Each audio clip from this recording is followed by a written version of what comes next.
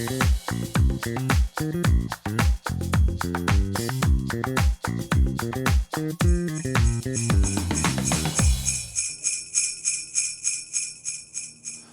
Colorado Realtors. I'm Scott Peterson. Thank you for joining me for another edition, a special holiday edition, if you can't tell, for the award-winning Legal Bites. I actually brought one of my awards recently over here. This is a major award.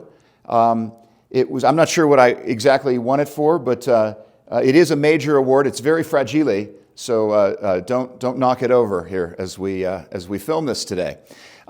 So as I often do in our holiday edition of Legal Bites, I'm going to give a quick update on the new forms and contracts that are coming at you that you need to be using effective January 1st of 2024. All of these are available for your review in their current red line and also clean formats at the Division of Real Estate's website. We'll put a link down below so that you can go have a look at these on your own. I always advise downloading and having a look at the red line versions of these documents before you come up on the new year. It's the easiest way to really see the changes that were made to the existing forms. And there's really only two, my little paw says, two new forms that previously weren't available. So we're going to talk about those very quickly.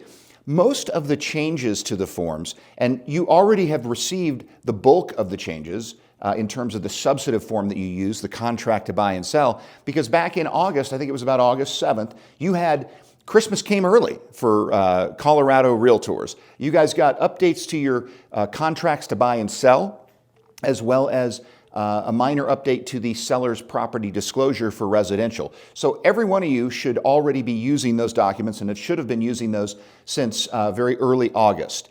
You're going to continue using those. No changes to those forms effective January 1st. Keep doing what you're doing on that front. I also want to mention, and I've got my little cheat sheet in my other paw here, you're going to get some cleanup, some minor cleanup to the exclusive right to sell listing contract as well as the exclusive right to lease listing contract. And there's just some language that was put in there, more of a technicality, but it essentially is the seller authorizing you as a listing broker, particularly in a for sale situation, to, in the event that your MLS is requesting a copy of the listing agreement, it's essentially an authorization from the seller to you that you're free to share that listing agreement, a copy of that, with the MLS. Some MLSs request copies of those to confirm sales list price, to confirm expiration dates, validity or timing of the listing agreement, things of that nature. And so that authorization is going in there. Not really a substantive change that you have to give too much thought to. And then the other cleanup stuff that was done is to both the manufactured housing contract and manufactured housing addendum. Both of those documents were at the end of their 3-year original cycle. And so they got some cleanups. Again, the easiest way to see the stuff is in the red line versions if you download it from the Division of Real Estate's website, which is linked below. But check those out. Not, again, what I would say a lot of substance, but incorporating some feedback and thoughts that licensees and realtors had provided to the division over the last couple of years since they've been using those.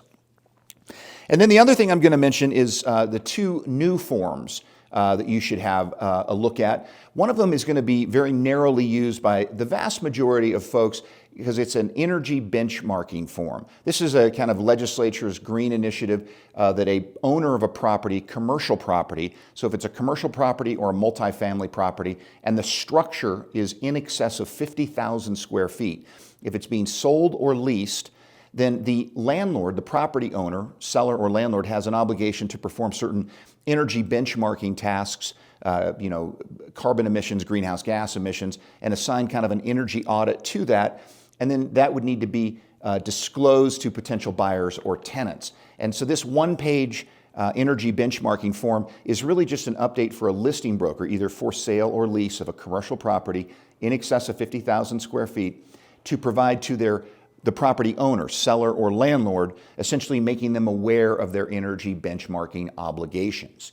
Okay, so pretty narrow use case there, but do be aware if you're particularly in the commercial brokerage world and selling or leasing larger properties, you'll want to make sure you're implementing that form.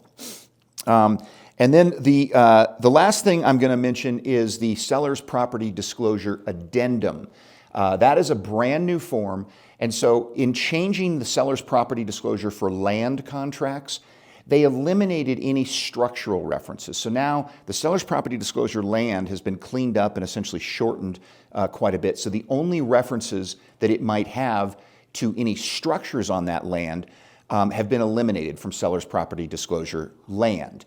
In lieu of that, what was created is a seller's property disclosure addendum document. So this addendum document you would use if you had a land transaction and you were going to use a seller's property disclosure land, and on that land there happened to be a barn or a shed or some outbuilding. You would attach the addendum to address the structural references. So that'd be the one use case. The other use case for the seller's property disclosure addendum would be in a situation, and we're starting to see more of these with ADUs and in-law units, secondary homes. So you've got a seller's property disclosure residential, you're selling a residential primary piece of land. And on that residential property, there's a secondary ADU or other dwelling unit or other structure that you might use the addendum to disclose. So you'd use the residential seller's property disclosure addendum for the primary home, primary residence, and then you'd attach the addendum to address disclosure issues related to the ADU. But aside from that, that's how you would use that addendum, and that's really the substance of the changes that you're going to see in next year's form set. Again, I would encourage you to click on the link below, go to the division's website, and have a look at the applicable forms, and particularly those red lines. And again, make sure that you're using whatever software provider you're using is updating their software to incorporate all of these documents beginning January 1st, New Year's Day of 2024. So with that, I'm going to close out, and I'm going to, oh my. You look like a deranged Easter bunny. A deranged Easter bunny. This was a gift from my Aunt Clara. I'm supposed to wear this, at least when she's going to be around the house. This guy. This man's going to fire me one day, I promise. Happy holidays, Merry Christmas, Happy Hanukkah, Happy New Year. I hope you Colorado Realtors have a fantastic holiday season in 2024. It's going to be a very exciting year, and we look forward as an association to being here and supporting you guys as much as possible. The hotline, as you know, is available from 9 to 12 and 1 to 4 Monday through Friday. It'll have some modified hotline hours during the holiday season, but we'll be back up and running full speed ahead, effective January 1st of 2024. Take care, guys. Have a great holiday.